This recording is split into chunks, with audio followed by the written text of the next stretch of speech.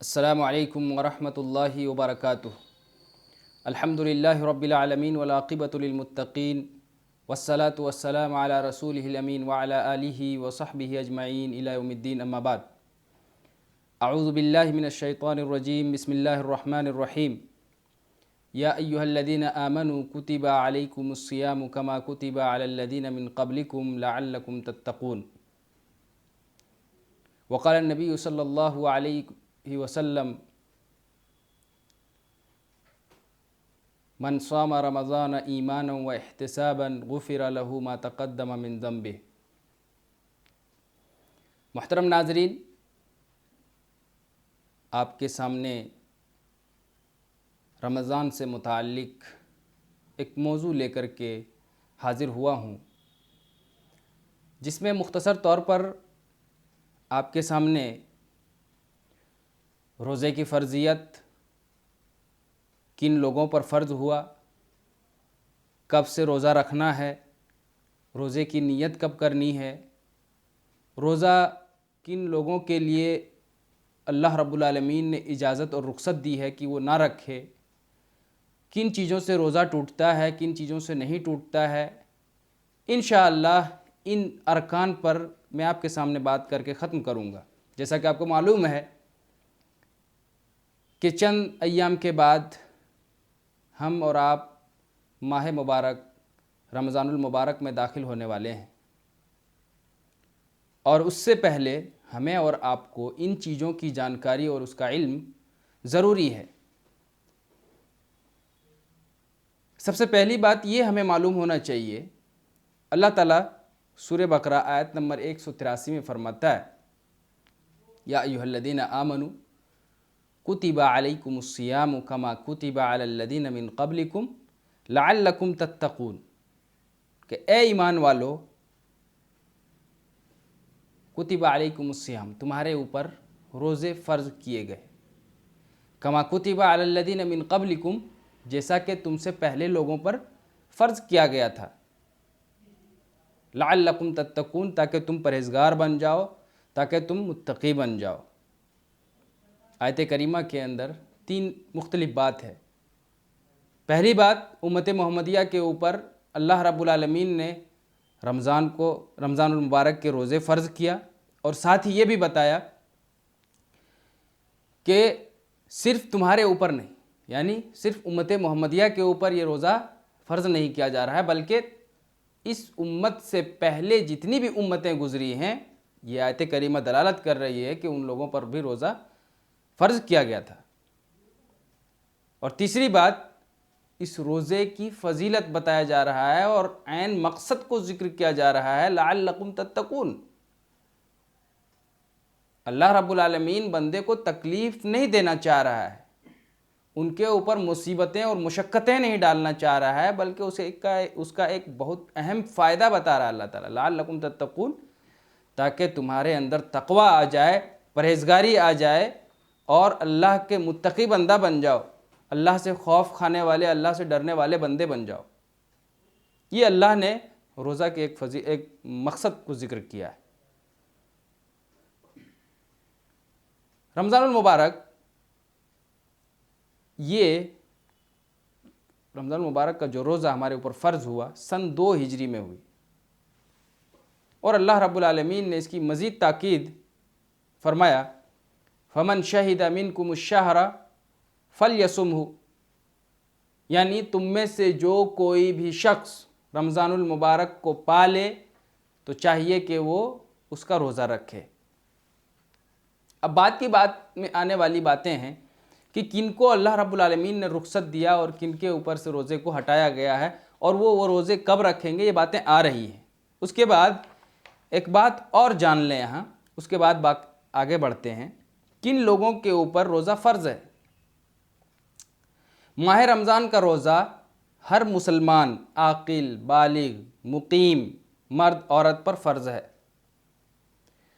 اگر کوئی بیمار یا حالت سفر میں ہو، یا اگر کوئی عورت حاملہ ہو یا بچے کو دودھ پلانے والی ہو، تو ان لوگوں پر روزہ فرض نہیں ہے، مگر ان عذر کو یا ان عذروں کو دور ہونے کے بعد روزوں کی قضا ضروری ہے۔ پتہ کیا چلا کہ یہ رخصت اور یہ اجازت جو ہے یہ وقتی طور پر کے لیے ہے، نہ کہ ہمیشہ کے لیے۔ یعنی اگر یہ عذر ختم ہو جاتا ہے تو پھر بعد میں اس کی قضا واجب ہو جاتی ہے۔ اسی طریقے سے اگر کوئی ضعیف العمر، بہت بوڑھا ہو یا دائم المرض ہو، یعنی ایسی بیماری جس کا ٹھیک ہونا یا جس کا صحت یاب ہونا ممکن ہی نہ ہو اور روزوں کی طاقت بھی نہ رکھتا ہو، تو ان لوگوں کے لیے رخصت ہے کہ وہ روزہ نہ رکھیں، بلکہ کیا کریں؟ فدیے کے طور پر ہر روزے کے بدلے ایک مسکین کو کھانا کھلائیں۔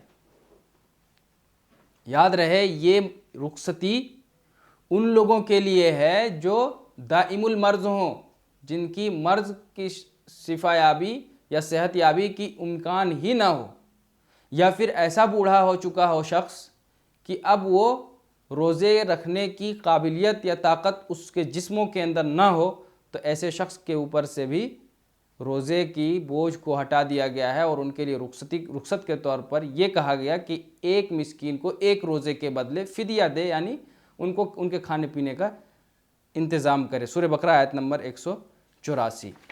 آگے چلتے ہیں۔ رؤیت ہلال کے تعلق سے، چاند دیکھنے کے تعلق سے اللہ کے نبی صلی اللہ علیہ وسلم کیا فرماتے ہیں کہ روزہ کب سے رکھا جائے؟ حضرت ابو ہریرہ رضی اللہ تعالیٰ عنہ راوی حدیث ہیں، فرماتے ہیں قال ابو القاسم صلی اللہ علیہ وسلم صوموا لرؤیتہ فإن غبی علیکم فأکملوا عدۃ شعبان 30۔ کیا فرما رہے ہیں اللہ کے نبی؟ کہ تم لوگ اس کو دیکھ کر کے، یعنی چاند کو دیکھ کر کے روزے رکھو، اگر تمہارے اوپر ابر آلود چھا جائے، یعنی اگر چاروں طرف بادل چھایا ہوا ہے، فَأَكْمِلُوا عِدَّةَ شعبان، تو شعبان کے مہینے کا 30 دن پورا کرو۔ پتہ کیا چلا کہ اگر چاروں طرف بادل ہو، ابر آلود ہو، برسات کا موسم ہو، ہم چاند دیکھنے کے لیے نکلے شعبان کی 29 تاریخ کو، اور چاند نظر نہ آیا اور کہیں سے کوئی تصدیق بھی نہ ملی، آس پاس کے اسٹیٹ یا ملک یا کہیں سے بھی، تو انسان کیا کرے؟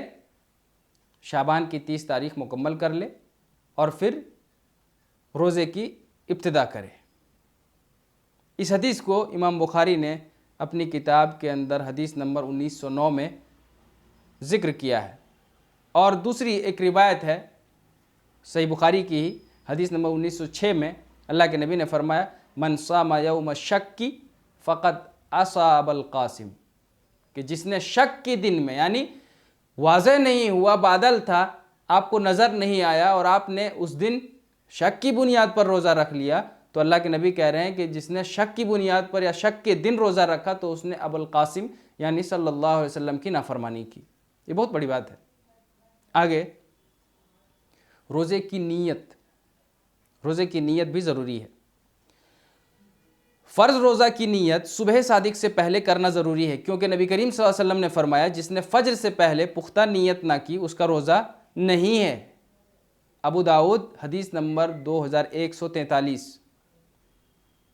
اور نیت صرف دل کے ارادہ کا نام ہے، زبان سے کوئی الفاظ ادا کرنا حدیث سے ثابت نہیں ہے۔ المغنی جلد نمبر 4 حدیث نمبر 337۔ کیا پتہ چلا؟ کوئی بھی اعمال کے لیے، جیسے کہ حدیث ہے انما الاعمال بالنیات، اعمال کا دار و مدار نیت پر ہے۔ اب ہمارا عمل چاہے وہ روزہ ہو، زکوٰۃ ہو، حج ہو، نماز ہو، قربانی ہو، کوئی بھی عمل ہو، ہر ایک میں نیت کا دخل ہے۔ اسی طریقے سے روزے میں بھی نیت کا دخل ہے۔ اب ہر روز ایک سوال یہ پیدا ہوتا ہے، کیا ہر روز روزہ رکھنے سے پہلے، سحری سے پہلے، یا شام میں سونے سے، رات میں سونے سے پہلے انسان نیت کر کے سوئے؟ تو بہت سارے علماء کا اس میں اقوال یہ ہے کہ ہر روز ایک ہی عمل کے لیے نیت کرنے کی ضرورت نہیں ہے جس میں تتابع ہو، یعنی مسلسل جس کام کو آپ مہینے بھر کر رہے ہیں یا 15 دن 20 دن کر رہے ہیں تو اس کے لیے الگ سے روز روز کرنے کی ضرورت نہیں ہے۔ اگر ایک دن آپ پہلے فرسٹ روزہ میں آپ نے یہ نیت پختہ کر لیا کہ اب ہمیں 30 روزہ رکھنا ہے تو پھر الگ سے ہر روز کرنے کی ضرورت نہیں ہے۔ البتہ انہی میں ایک وضاحت یہ ہے کہ اگر مان لیجئے کہ بیچ میں سفر کی وجہ سے یا بیماری کی وجہ سے یا کوئی حادثے کی وجہ سے آپ نے 2 دن 4 دن 1 دن 3 دن اس طرح کا گیپ اگر آپ نے کیا ہے تو اس گیپ کی وجہ سے، منقطع کرنے کی وجہ سے پھر آپ کو اگلے روزہ جو کنٹینیو کیجیے گا اس کے لیے نیت کرنا ہے، نیت ضروری ہے، نیت کرنا ہے۔ سحری، رسول اللہ صلی اللہ علیہ وسلم نے فرمایا تسحروا فإن فی السحور برکہ، سحری کھاؤ کیونکہ اس میں برکت ہے۔ بخاری کی یہ حدیث ہے 1923 میں اللہ کے نبی نے فرمایا سحری کیا کرو کیونکہ اس میں برکت ہے۔ سحری میں تاخیر کرنا، دیر سے سحری کھانا افضل ہے۔ اس حدیث کو بخاری میں 1920 میں نقل کیا گیا ہے۔ ان دونوں حدیث سے پتہ چلتا ہے کہ سحری ضروری ہے۔ اس کے فائدے، پہلی بات یہودیوں کی مخالفت ہے، کیونکہ یہودی روزے رکھتے ہیں لیکن سحری نہیں کرتے، اور اللہ کے نبی صلی اللہ علیہ وسلم نے یہودیوں سے ان کے ہر عمل میں ہمیں مخالفت کرنا سکھایا ہے۔ تو یہاں بھی ایک فائدہ تو یہ ہے کہ ہم یہودیوں کی مخالفت کریں گے۔ دوسری بات یہ ہے کہ انسان جب سحری کر لیتا ہے تو دن بھر قوت اور طاقت ہوتا ہے جس کی وجہ سے وہ اللہ رب العالمین کی عبادتیں اچھے اور احسن طریقے سے کر سکتا ہے۔ اگر ہم سحری نہیں کریں گے تو کمزور پڑ جائیں گے اور پھر عبادتیں ہماری مان پڑ جائیں گی اور عبادت ہم صحیح طریقے سے نہیں کر پائیں گے۔ سحری میں تاخیر کا مطلب یہ نہیں ہے اب ہم کھاتے رہیں، اذان ہو گئی، نماز بھی لوگ پڑھ رہے ہیں تب تک ہم کھاتے چلتے چلے جائیں، ایسا نہیں۔ تاخیر کا مطلب یہ ہے کہ آخری وقت میں، سحری کے آخری وقت میں، اذان سے 20 منٹ پہلے 15 منٹ پہلے، آپ کے ٹائمنگ کے حساب سے آپ کتنے جلدی کھا لیتے ہیں۔ اگر 15 منٹ میں کھاتے ہیں تو 15 منٹ پہلے، 20 منٹ آپ کو کھانے میں لگتا ہے تو 20 منٹ پہلے۔ یہ آخری وقت میں کھانا، سحری کھانا بہتر اور افضل طریقہ ہے، کیونکہ اللہ کے نبی کا فرمان ہے کہ سحری میں تاخیر کرنا، دیر سے سحری کھانا افضل عمل ہے۔ افطار، سورج غروب ہوتے ہی افطار کر لینا چاہیے، اس میں تاخیر نہیں کرنا چاہیے۔ بخاری مسلم کی یہ روایت ہے۔ اور ایک حدیث میں اللہ کے نبی نے فرمایا لا یزال الناس بخیر ما عجل الفطر، کتاب الصوم باب تعجیل الافطار، حدیث نمبر 1957 میں امام بخاری نے اپنی کتاب میں حدیث نقل کیا ہے۔ کیا مطلب ہے؟ اللہ کے نبی نے فرمایا میری امت کے لوگ اس وقت تک بھلائی میں رہیں گے جب تک افطار میں جلدی کرتے رہیں گے۔ بہت سارے لوگ یہاں پر یہ کہتے ہیں، جب آپ ان سے کہیے کہ وقت ہو گیا ہے آپ افطار نہیں کر رہے ہیں تو کہیں گے ارے بھائی دن بھر 12 گھنٹہ 14 گھنٹہ ہم بھوکے پیاسے رہ سکتے ہیں تو کیا 2 منٹ اور برداشت نہیں کر سکتے ہیں؟ سورج مکمل غروب ہو جائے یا اندھیرا چھا جائے اس کے بعد ہم افطار کریں گے۔ یہ نبی کی حدیث پر اعتراض ہے یا نبی کی حدیث کا انکار ہے ایک طرح سے۔ اللہ کے نبی کہہ رہے ہیں کہ سحری میں تاخیر کرو اور افطاری میں جلدی کرو، اور اللہ کے نبی کی یہ گویا ایک دعائیہ کلمہ ہے کہ میری امت اس وقت تک بھلائی میں اور خیر میں رہے گی جب تک میری امت افطار کرنے میں جلدی کرے گی۔ جلدی کرے گی مطلب 4 ہی بجے افطار نہیں کرنا ہے، سورج غروب ہوتے ہی فوراً انسان کو افطاری کر لینا چاہیے۔ آگے آتے ہیں افطار کی دعا کے تعلق سے۔ یہ دعا بتانے سے پہلے میں آپ کو یہ بتا دوں کہ لوگوں کی زبان پر جو دعائیں زبان زد ہیں، جو لوگوں کو یاد ہے اور جس کو لوگ کافی سالوں سے پڑھتے ہوئے آ رہے ہیں، ان دعاؤں کی سندن کوئی حیثیت نہیں ہے، بلکہ سندن صحیح نہیں ہے۔ 3 دعائیں جو لوگوں کو یاد ہیں، سب سے زیادہ مشہور اور معروف اللہم لک صمت وعلی رزقک افطرت، یہ روایت مرسل ہے۔ نمبر 2 اللہم لک صمت وبک آمنت وعلیک توکلت وعلی رزقک افطرت، یہ روایت ضعیف اور بے سند ہے۔ اور نمبر 3 اللہم لک صمنا وعلی رزقک افطرنا فتقبل منا انک انت السمیع العلیم۔ لیکن یہ روایت بھی ضعیف ہے۔ مزید اس کی تفصیل دیکھنے کے لیے الکلم الطیب للالبانی صفحہ 166 پر آپ مکمل تفصیل اور مکمل سند کے بارے میں وہاں جا کر کے جان سکتے ہیں۔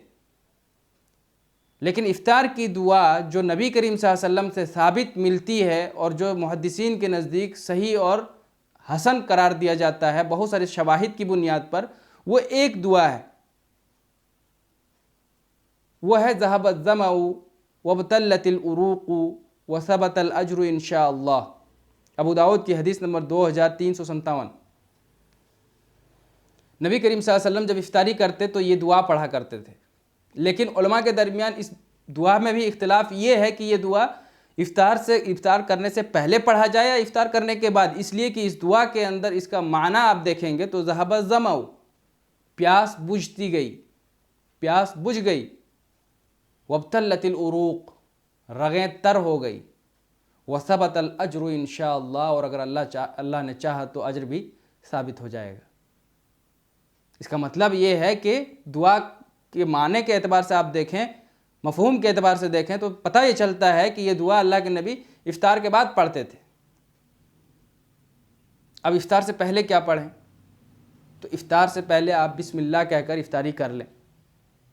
افطار سے پہلے اللہ کے نبی نے فرمایا کہ اللہ رب العالمین اپنے بندے کو افطاری کے وقت اس کی دعاؤں کو قبول کرتا ہے، رد نہیں کرتا ہے۔ جب ہم افطاری کے وقت بیٹھتے ہیں، افطار سے پہلے، اذان سے پہلے جو دعائیں مانگتے ہیں یہ سب ثابت ہیں، لیکن کیا پڑھ کر کے آپ افطاری کرتے تھے، اس میں جو میں نے آپ کے سامنے 3 دعائیں ذکر کیا، اس کی سند کے اندر گڑبڑی ہے اور سند میں ضعف پایا جاتا ہے۔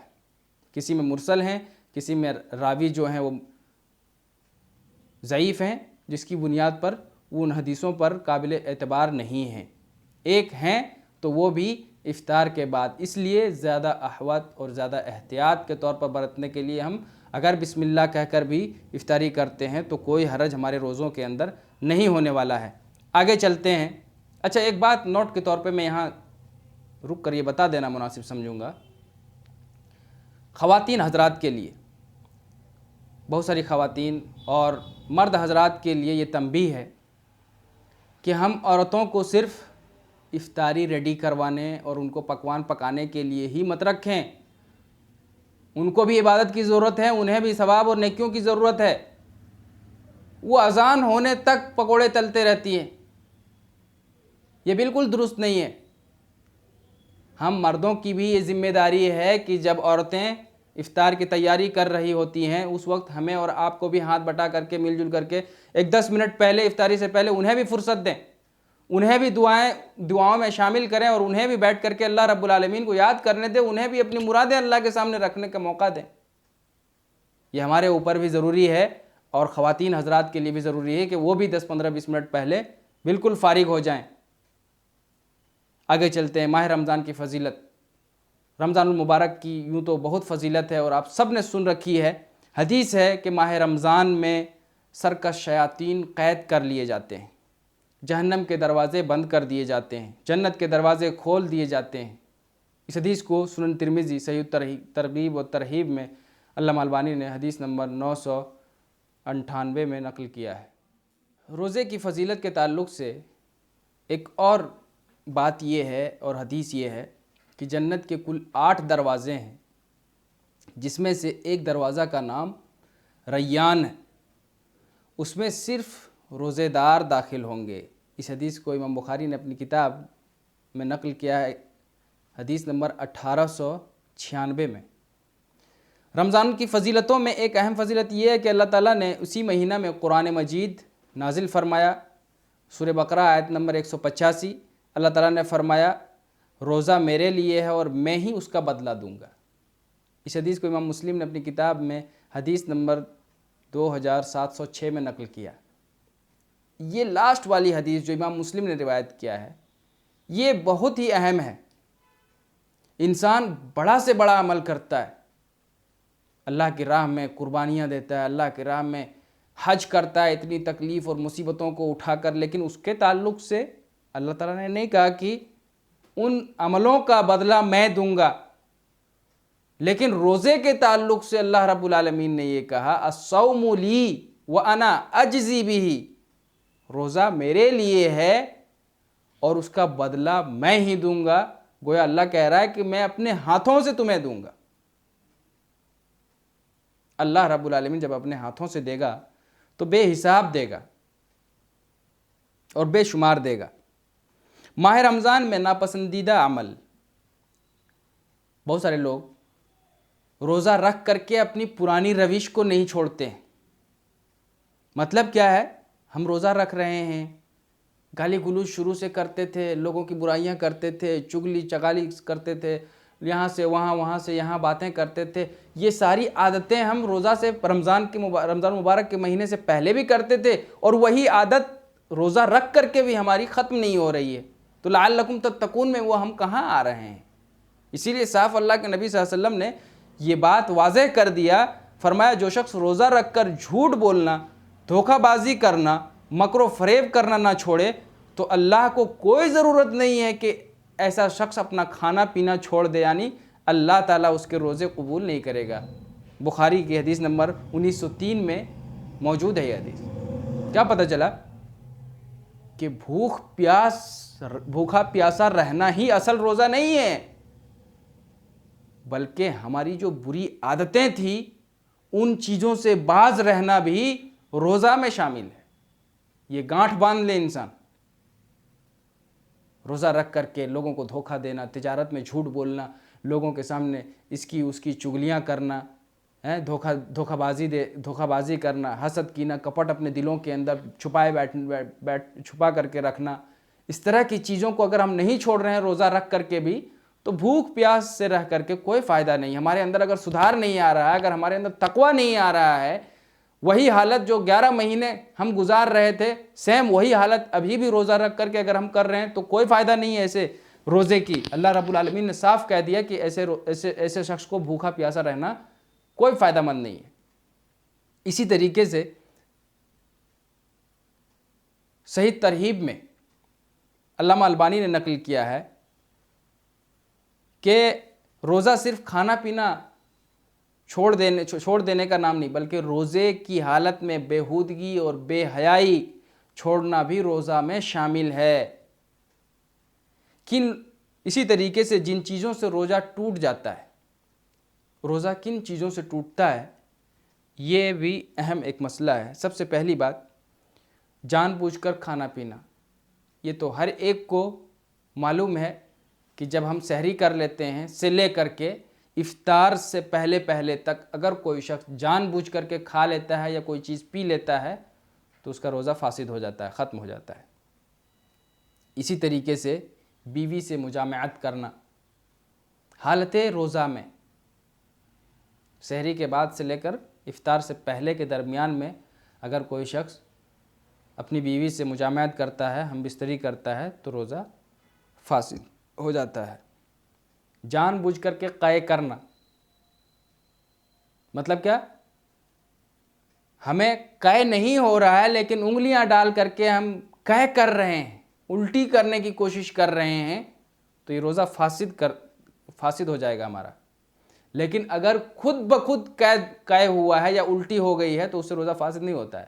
ہم جان بوجھ کر کے کر رہے ہیں, انگلیاں ڈال کر کے کر رہے ہیں, تو یہ روزہ کو فاسد کر دیتا ہے. اسی طریقے سے حیض کا خون نکل آنا, اگر عورت نے سحری کر لیا ہے اور دوپہر ہوتے ہوتے, ظہر ہوتے ہوتے یا عصر ہوتے ہوتے اگر حیض کا خون نظر آ گیا, تو روزہ ختم ہو گیا, وہاں سے اسے افطاری کر لینا چاہیے. جن چیزوں سے روزہ نہیں ٹوٹتا ہے, بھول کر کھانے پینے سے, اگر انسان بھول چک میں کھانا پینا کھا لیتا ہے تو اس سے روزہ نہیں ٹوٹتا ہے. اسی طریقے سے خود بخود قے آ جانے سے روزہ نہیں فاسد ہوتا ہے. مسواک وغیرہ کرنے سے, برش بھی کر سکتے ہیں آپ, مسواک بھی کر سکتے ہیں, اس سے روزہ آپ کا فاسد نہیں ہوگا. بہت سارے لوگوں کا یہ بھی کہنا ہے کہ کان میں اگر آپ کوئی چیز ڈال کر کے صاف کر رہے ہیں تو روزہ ٹوٹ جائے گا. اتنا کمزور آپ کا روزہ نہیں ہے. کان میں بڈس لگا کر کے اگر آپ صفائی کر رہے ہیں تو اس سے روزہ ٹوٹ جائے گا، فاسد ہو جائے گا، ایسی بات نہیں ہے. اسی طریقے سے آنکھوں میں دوائی ڈالنے سے لوگوں کا کہنا ہے کہ روزہ ٹوٹ جائے گا، ایسی بات نہیں ہے. آنکھوں میں آپ دوائی ڈال سکتے ہیں. اور اگر مان لیجئے کہ کسی شخص کا حالت روزہ میں ایکسیڈنٹ ہو گیا، اور اسے ٹیٹنس کا سوئی لگوانا ہے، ابھی روزہ اس کا باقی ہے اور ڈاکٹر کہہ رہا ہے کہ ٹیٹنس کا سوئی سے لگانا پڑے گا، تو لگا سکتا ہے.